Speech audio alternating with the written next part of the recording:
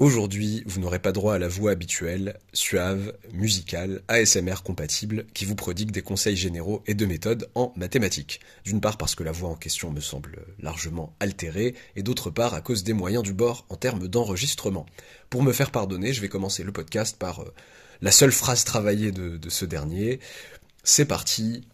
Devant ces gouffres béants de l'abstrait qui parsèment les reliefs escarpés de l'apprentissage mathématique, l'enfant, l'adolescent, l'adulte accompli même, se jette de manière plus ou moins raisonnable dans les bras de la personnification.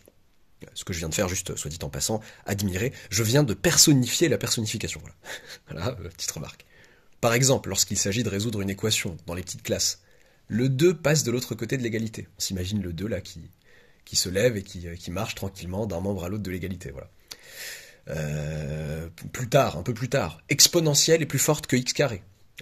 Il s'agit d'expliquer limite quand x tend vers plus l'infini de exponentielle x sur x carré égale plus l'infini, voilà. Des croissances comparées par exemple. Ou encore, cette suite est majorée par 5 parce que c'est sa limite. Elle converge vers 5, elle tend vers 5, donc elle ne peut pas dépasser 5. Voilà, ce genre de petites phrases que la personnification nous pousse à utiliser parfois. Bon là j'ai mélangé du vrai et du faux, en tout cas de l'imprudent et du faux caractérisé quoi. Voilà.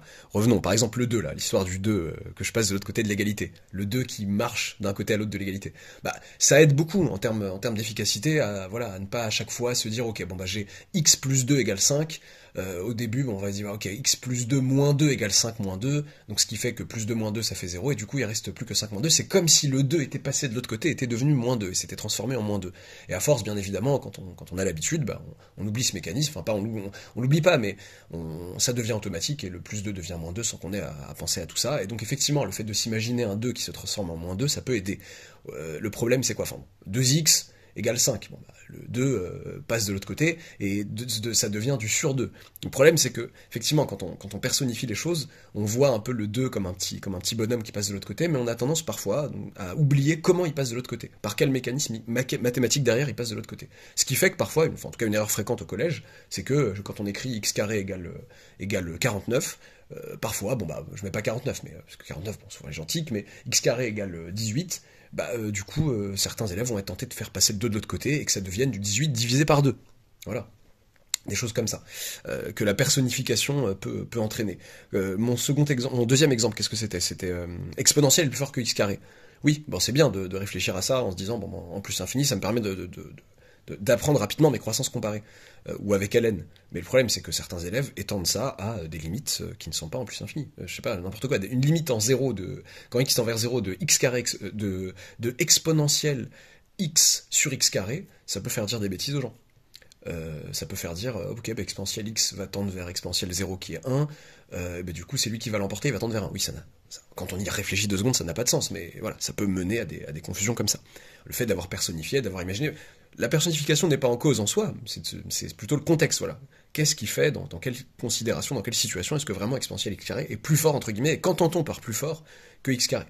Plus fort que, ça peut mener les élèves aussi à croire que, je sais pas moi, si exponentielle x est plus fort que x puissance 5, au sens de la limite en plus l'infini, bah du coup ça me permet tout de suite d'écrire que exponentielle x est toujours plus grand ou égal à x puissance 5. Ce genre de folie qu'on peut faire. J'avais donné quoi comme dernier exemple? Le dernier était complètement faux.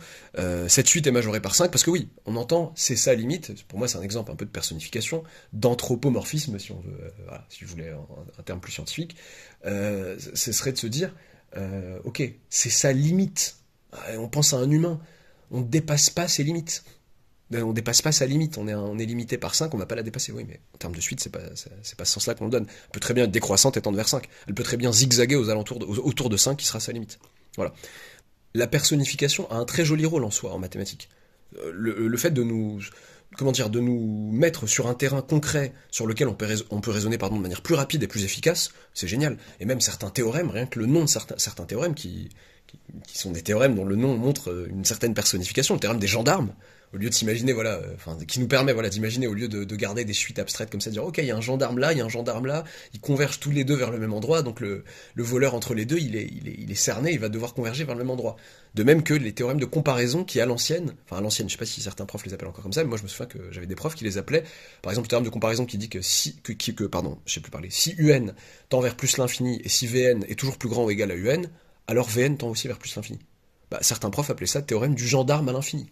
Hop, on a envie de tendre, voilà, on imagine un gendarme qui oblige le voleur à aller plus loin et plus haut, et donc qui fait tendre le voleur vers plus l'infini. Voilà.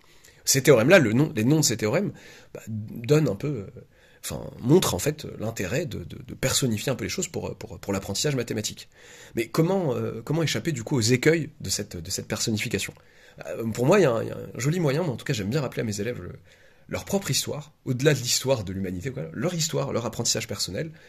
D'accord, tu sais qu'on fait passer ça de l'autre côté, machin, mais pourquoi à la base? Essaye de te rappeler des petites classes, des moments où tu as appris ça, et du contexte dans lequel tu as appris ça. C'est pas toujours évident, mais le fait de pouvoir se remémorer un petit peu le contexte, en tout cas d'avoir plus ou moins en tête le contexte à chaque fois. On va pas réinventer la roue à chaque tour. C'est pas qu'à chaque fois que je vais passer un membre d'un côté, un terme d'un côté d'un membre à l'autre d'une équation que je vais tout me refaire dans ma tête. Non, mais ça va me permettre le fait de savoir pour quelle raison j'ai le droit de dire bon, on passe de l'autre côté. On simplifie. Le verbe simplifier qui est utilisé à outrance. Pour moi, ça fait aussi partie de cette personnification. Je le vois en haut et en bas. Hop, au revoir.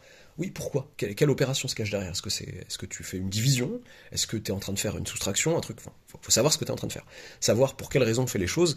Avoir le droit d'utiliser des raccourcis que permet entre autres la personnification, mais d'autres biais aussi.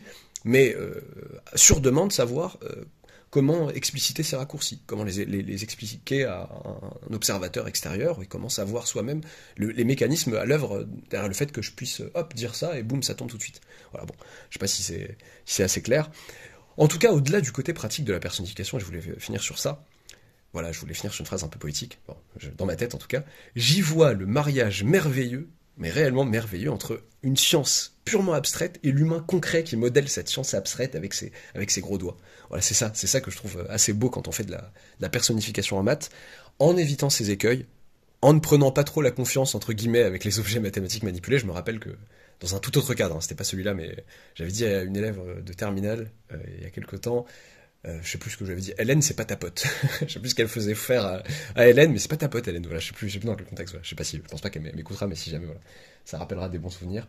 Mais voilà, dans tous les sens. C'est-à-dire que si on a trop tendance à personnifier les objets mathématiques et les méthodes parfois, eh ben on a tendance à parfois avoir de la rancune. J'ai hésité à en faire un podcast tout seul. La rancune, un podcast à part. Ne pas éprouver de rancune à l'égard d'une méthode, parce qu'il y a des choses à dire. Peut-être que je reviendrai là-dessus un jour.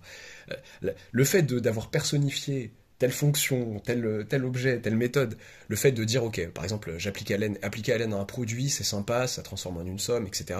Le fait d'avoir personnifié cette méthode comme ça et s'imaginer, voilà, s'imaginer comme une amie, ben, le jour où elle vous trahira, cette méthode, vous aurez l'impression qu'elle vous a trahi puisque vous l'avez personnifiée, alors que non, je suis une méthode, je ne t'ai pas trahi, c'est toi qui m'utilises. Eh bien, le jour où elle vous trahira, eh bien, souvent, en tout cas pour beaucoup d'élèves, c'est un jour qui marquera la fin d'utilisation de cette méthode. Plus jamais. Allez, hop. C'est ça, tel jour, ça n'a pas marché. Variation de la constante, là, j'ai essayé de faire ça pour une équodif. Ah bon, ça marche pas, ça me laisse comme ça en galère, là, je me retrouve à devoir primitiver un truc que je sais pas primitiver. Oublie, crois. C'est bon, on dirait des relations humaines un peu compliquées entre élèves et mathématiques, c'est marrant. Donc c'est ça en fait, c'est le fait de pas trop non plus... Un écueil, pardon, donc de la personnification, c'est aussi d'y mettre des émotions, au sens, je me sens trahi, cette méthode je l'aime bien, et même le fait d'avoir trop de gratitude vis-à-vis d'une certaine méthode et d'avoir l'impression qu'elle marche à tous les coups. Je dis le mot méthode de manière vraiment vague, et je peux même aller de manière encore plus vague parler des méthodes de travail. Alors que quand on a une méthode de travail bien rodée, une certaine façon de travailler, voilà, je bosse tant d'heures le matin, tant d'heures le soir, etc. Et qu'un jour on se sent trahi parce que je sais pas, on a été malade, ça s'est mal passé, etc. On n'a pas été productif. Parfois on a tendance à rejeter à tort la méthode. C'est bien d'en changer, de te dire ok, là maintenant, comme moi là avec ma voix complètement à l'ouest, ok, là je suis pas forcément en état d'utiliser telle et telle méthode de travail. Ça veut pas dire que je la jette à jamais, que je l'oublie à jamais, alors que je vais m'adapter. Peut-être que j'y reviendrai si à tel moment je sentirai qu'elle est plus adaptée. Voilà. Voilà, je sors un peu complètement du cadre mathématique, plus en termes d'organisation. Et je reste vague à dessein. J'espère que ça vous aura plu. N'oubliez pas de vous abonner si ce n'est pas encore fait, d'activer la petite cloche, et à bientôt, la petite cloche soi-disant des notifications si elle existe encore, et à bientôt pour un nouvel audio, pour une nouvelle vidéo, on verra bien.